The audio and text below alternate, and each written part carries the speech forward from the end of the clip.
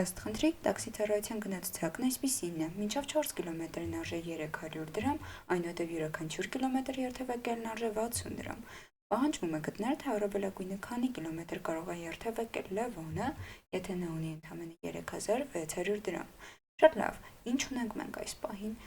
Նախ պահանջվում է գտնել առավելագույնը քանի կիլոմետր պետք է երթևեկի, կարող է երթևեկի առհասարակ Լևոնը, եւ մեզ տրված է ինչ-որ գումար, այսինքն ամբողջ գումարը մենք պետք է փորձենք օգտագործել։ Ամենասկզբում ակնհայտ երևում է, որ եթե 4 կիլոմետրն արժե 300 դրամ, անհրաժեշտ է առանձնացնել այդ 300 դրամը 4 կիլոմետրի համար եւ այնուհետեւ մնացած գումարից հասկանալ, թե քանի հատ 60 դրամ կարելի է առանձնացնել, որովհետեւ ամեն մի 60 դրամ դա 1 կիլոմետրի արժեք է։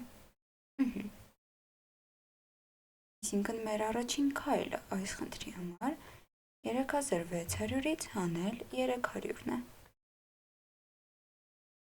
Եվ արդյունքում ունենք 3300 դրամ։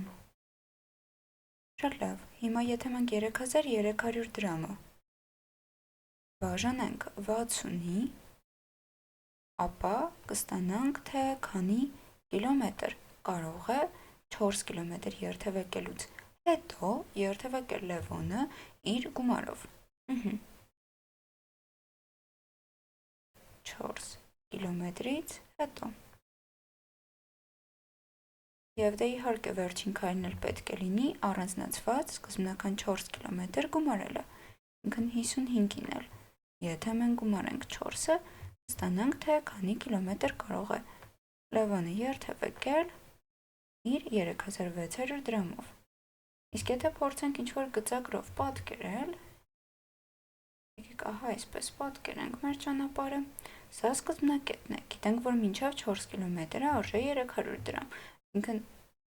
ահա եթե այստեղ մեզ մոտ 4 կիլոմետր լինի, այստեղ պատկերենք, ահա այսքանը 300 դրամը։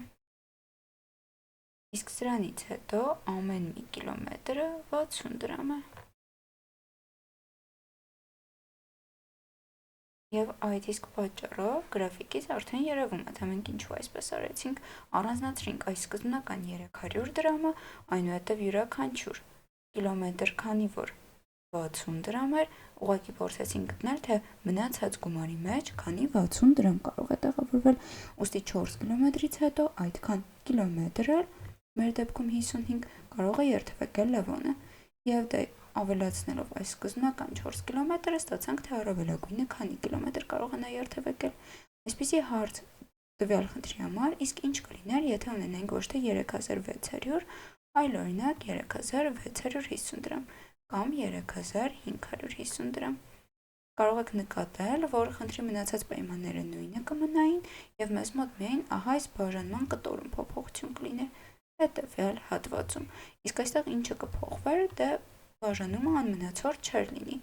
ու արդեն դրանից հետո որոշակի եզրակացություններ փորձեք ինքնուրույն կատարել, իսկ այսքանով այս խնդրի լուծումը կարող ենք ավարտել։